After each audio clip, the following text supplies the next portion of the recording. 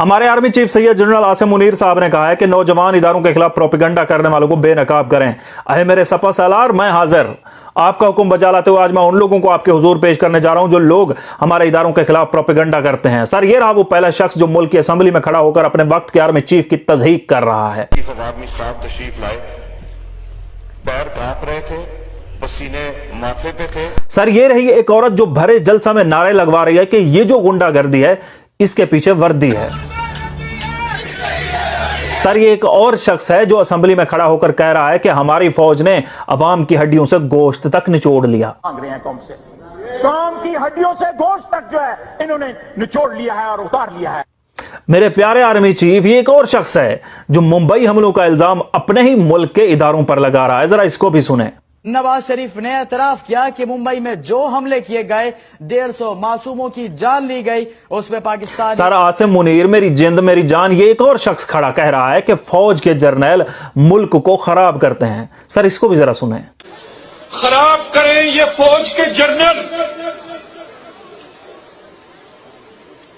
और ठीक करें नवाज शरीफ। सर, ये एक और कोढ़ी शक्ल का शख्स, मालूम नहीं कौन है, जो उस वक्त के हाजिर सर्विस जर्नैलों के खिलाफ बैठकर बकवास कर रहा है। सर, इसको भी जरा सुने।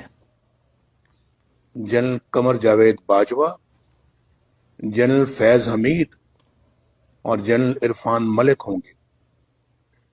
जो कुछ आपने किया है और करते चले जा रहे हैं, ये संगीन जुर्म है जिसका आपको बहुत जल्द हिसाब देना पड़ेगा इंशाअल्लाह। जनाबे अली, है मेरे सपा सालार, ये एक और प्रोपेगेंडा करने वाला है जो कह रहा है कि जर्नैलों को प्लाट नहीं बांटने चाहिए, प्रॉपर्टी डीलर नहीं होना चाहिए। बच्चे के खिलाफ हूं। मैं समझता हूं कि फौज को प्लॉट नहीं बांटने चाहिए, जर्नैलों को प्रॉपर्टी डीलर नहीं। जनाब, ये एक और इंसान नुमा शख्स है जो पाकिस्तान की फौज पर इल्जाम लगा रहा है कि उन्होंने बंगाल खुद दिया। इल्जाम लगा रहा है कि ये लोग असला फेंक कर भाग जाते हैं।